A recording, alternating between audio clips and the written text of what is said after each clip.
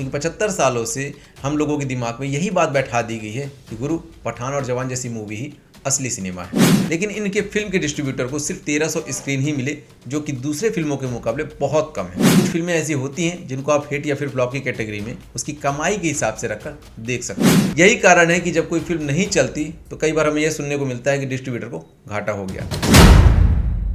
नमस्कार मित्रों, the vaccine war movie को रिलीज हुए 4 दिन से ज़्यादा हो चुके हैं और अभी तक इस फिल्म ने 6 करोड़ के आसपास का कलेक्शन कर लिया है। फिल्म के टोटल बजट की बात करें तो फिल्म को बनाने से लेकर इसके प्रमोशन तक का कुल खर्च 10 करोड़ से 15 करोड़ के बीच में बताया जा रहा है। मतलब फिल्म ने अभी तक अपना 60% वसूल कर लिया है। लेकिन सोशल मीडिया पर लिब्रांडो समाज के प्राणी इस बात की खुशी मना रहे हैं कि विवेक सर की ये फिल्म वो कमाल नहीं कर पाई जो उसने द कश्मीर फाइल्स में किया था, और उसे डिजास्टर मूवी बता रहे हैं। लेकिन एक तरफ कुछ लोग ऐसे भी हैं जो इस फिल्म को ब्लॉकबस्टर मूवी बता रहे हैं। तो चलिए कुछ फैक्ट्स देखते हैं और समझते हैं कि आखिर किसी भी फिल्म को हिट या फिर ब्लॉकबस्टर करने के पीछे का फॉर्मूला क्या है, और क्या the vaccine war movie disaster है या फिर ब्लॉकबस्टर। देखिए, एक दौर था जब फिल्मों के हिट होने के लिए कहानी और एक्टिंग मायने रखती थी, लेकिन अब ऐसा नहीं है।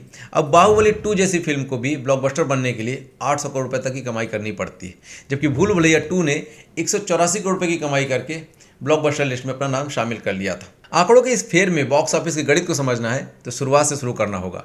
फिल्म बनाने से लेकर इसे बेचने वाले और रिलीज के बाद इसे देखने वाले तक हर एक चीज मिलकर यह तय करते हैं कि फिल्म को क्या स्टेटस मिलेगा। देखिए, जो इंसान फिल्म बनाता है या फिर यह कहें कि जिसके पैसे से पूरी फिल्म बनती है, उसे प्रोड्यूसर कहते हैं। प्रोड्यूसर ही वह शख्स है जो डायरेक्टर से लेकर एक्टर, कहानी, स्क्रीन पर लिखने वाले, टेक्नीशियन, जूनियर आर्टिस्ट को हायर करता है। कुल मिलाकर एक फिल्म का असली मालिक प्रोड्यूसर होता है। फिल्म जब बनकर तैयार होती है तो इसे सिनेमा घरों तक पहुंचाने की जरूरत होती है डिस्ट्रीब्यूटर्स की। आमतौर पर फिल्म बनाने के बाद प्रोड्यूसर इसे एक मोटी रकम में डिस्ट्रीब्यूटर को बेच देते हैं। कई बार ऐसा भी होता है कि फिल्म बनी तो कम बजट में होती है, लेकिन उसे डिस्ट्रीब्यूटर को मोटी रकम में बेच दिया जाता है। यही कारण है कि जब कोई फिल्म नहीं चलती तो कई बार हमें यह सुनने को मिलता है कि डिस्ट्रीब्यूटर को घाटा हो गया। खैर, डिस्ट्रीब्यूटर फिल्म खरीदने के बाद इसे अलग अलग राज्यों में और अलग अलग फिल्म सर्किट में या तो खुद बेचते हैं या फिर सब डिस्ट्रीब्यूटर यानी कि छोटे डिस्ट्रीब्यूटर को बेच देते हैं। डिस्ट्रीब्यूटर और सब डिस्ट्रीब्यूटर का काम होता है कि किसी भी फिल्म को सिनेमाघर के मालिकों तक पहुंचाना। देखिए, देश भर में करीब 10,000 स्क्रीन है। आमतौर पर कोई भी बड़ी फिल्म 2000 से 3500 स्क्रीन पर रिलीज होती है। हर सिनेमा घर यानी स्क्रीन के टिकट की कीमत जगह के हिसाब से अलग अलग होती है। अब जाहिर सी बात है कि जो फिल्म जिस हिसाब से कमाई करती है उसे उस हिसाब का टैग दे दिया जाता है। अपने लागत से ज्यादा कमाई करने वाली फिल्म को हिट और कम कमाई करने वाली फिल्म को एवरेज या तो फिर फ्लॉप की कैटेगरी में डाल दिया जाता है। और अगर वो फिल्म अपनी लागत से 150 या फिर 170% की कमाई करता है तो उसे ब्लॉकबस्टर की कैटेगरी में डाल दिया जाता है। और अगर वो फिल्म अपनी लागत से 200% तक की कमाई करने वाली फिल्म बन जाती है तो उसे ऑल टाइम ब्लॉकबस्टर कह दिया जाता है। अब आप इसे द कश्मीर फाइल्स और कांतारा के एग्जांपल से समझ सकते हैं। ये दोनों फिल्म मात्र 15 से 16 करोड़ रुपए में बनी थी, लेकिन इन दोनों फिल्मों ने करीब 350 करोड़ की कमाई की थी और इसलिए इन फिल्मों को ऑल टाइम ब्लॉकबस्टर कहा गया। और गुरु, बात करते हैं कि the vaccine war movie disaster है या फिर ब्लॉकबस्टर। तो इस फिल्म के डायरेक्टर हैं national award winning Vivek Agnihotri और प्रोड्यूसर हैं national award winning Pallavi Joshi, जिन्होंने इस फिल्म में डॉक्टर प्रिया का रोल भी प्ले किया है। अब जैसे कि इस फिल्म को विवेक अग्निहोत्री के प्रोडक्शन हाउस IM बुद्धा ने प्रोड्यूस किया है, लेकिन इनके फिल्म के डिस्ट्रीब्यूटर को सिर्फ 1300 स्क्रीन ही मिले, जो कि दूसरे फिल्मों के मुकाबले बहुत कम है। क्योंकि जैसे मैंने पहले बताया कि डिस्ट्रीब्यूटर फिल्मों को सिनेमा घरों में भेजता है, लेकिन सिनेमा घरों के मालिक उन फिल्मों को ज़्यादा प्रमोट करते हैं जो फायदेमंद होती हैं और जिसको रिलीज करने पर किसी तरह का बवाल होने का खतरा नहीं होता है। अब आप लोगों के मन में ये सवाल उठ रहा होगा कि आखिर इस फिल्म में ऐसा क्या है जो विवादास्पद है, क्योंकि न्यूज़ में तो ऐसा कुछ सुनाई नहीं दिया है। तो इसके लिए आप लोग मेरा ये वीडियो देख लीजिएगा, सब समझ जाएंगे। बाकी शॉर्ट में समझ लीजिए कि इस फिल्म की कहानी भले ही महामारी के दौरान भगवान बनकर आए हमारे देश के वैज्ञानिकों के त्याग और परिश्रम को दिखाने के लिए बनाई गई है, लेकिन इस फिल्म के जरिए देश में बैठे हुए 0.5 दुश्मनों को भी एक्सपोज किया गया है। देखिए, जब किसी फिल्म की कहानी रियल होती है तो जाहिर सी बात है कि उसका विलन भी रियल होता है।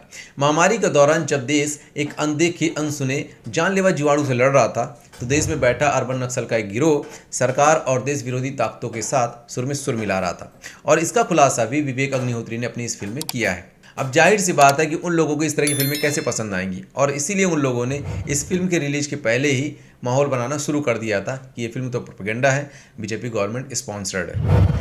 लेकिन इन सब के बावजूद इस फिल्म की रेटिंग IMDb पर 8.3 स्टार है और अभी तक इस फिल्म ने कलेक्शन लगभग 7 करोड़ के आसपास कर लिया है। इसके अलावा द वैक्सीन वॉर मूवी पहली ऐसी मूवी है जिसके गाने को न्यूयॉर्क के टाइम स्क्वायर पर लॉन्च किया गया था। और इस फिल्म के रिलीज के पहले जब विवेक अग्निहोत्री ने विदेशों में इसकी स्क्रीनिंग की थी तो देखिए वहाँ के लोगों ने इस फिल्म के बारे में क्या कहा था। I enjoyed it. Recommend it to everyone and anyone who wants to learn and who has a curiosity and who wants to know the truth. Good job by the directors and actors and the emotions by it. I really liked the movie and I think people should watch. I love the movie a lot. It was just like really interesting. The writing to the cinematography, every aspect of it is just beautiful. Exhilarating. It showed how we Indians can do it if we put our minds to it and if we dedicate our lives. Like this movie is a kind of savior. This is kind of like fight that we are doing to make the foreigners know, yeah, we are Indians, we are India. I'm proud to be an Indian. India can do it. India can do it. It's a wonderful film, very moving and inspiring. I'm speechless. I can't tell you my happiness. बहुत अच्छे, सुंदर. ये film Hindustan में हर जगह हर city में हर organisation में दिखानी चाहिए. This is basically what we call Samudra Manthan. We have seen a certain narrative all these years. The narrative is changing and we are bringing the Amrit out. अब आप लोगों में से कुछ लोग ये कहेंगे कि आंकड़े के हिसाब से तो ये फिल्म एवरेज फिल्म होनी चाहिए, क्योंकि अभी तक इस फिल्म ने अपने लागत के हिसाब से भी कमाई नहीं की है। तो गुरु देखिए, कुछ फिल्में ऐसी होती हैं जिनको आप हिट या फिर फ्लॉप की कैटेगरी में उसकी कमाई के हिसाब से रखकर देख सकते हैं, लेकिन कुछ फिल्में होती हैं जिनको आप रेटिंग, रिव्यू और कमाई से ऊपर उठ कर देखते हैं। बाकी पठान और जवान मूवी की बात करें तो पठान मूवी का कुल बजट था 250 करोड़ रुपए और इससे पूरी दुनिया में करीब 8000 स्क्रीन पर रिलीज किया गया था। तो जवान मूवी की बात करें तो इसका कुल बजट था 300 करोड़ रुपए और इसको कुल मिलाकर 10,000 स्क्रीन पर रिलीज किया गया था। अब अगर ऐसी फिल्में वर्ल्ड वाइड कमाई 1000 करोड़ के ऊपर कर लेती हैं तो इसमें कोई आश्चर्य की बात नहीं है, क्योंकि 75 सालों से हम लोगों के दिमाग में यही बात बैठा दी गई है कि गुरु पठान और जवान जैसी मूवी ही असली सिनेमा है। और इसीलिए आज हमारे देश के लोग अपनी मेहनत की कमाई का एक हिस्सा इन बॉलीवुड वालों की ऐसी फिल्मों पर एंटरटेनमेंट के नाम पर बड़ी आसानी से खर्च कर देते हैं। और न सिर्फ आसानी से खर्च करते हैं बल्कि थिएटर में बैठकर अपने ही देश के महानायकों के अपमान पर तालियां भी बजाते हैं।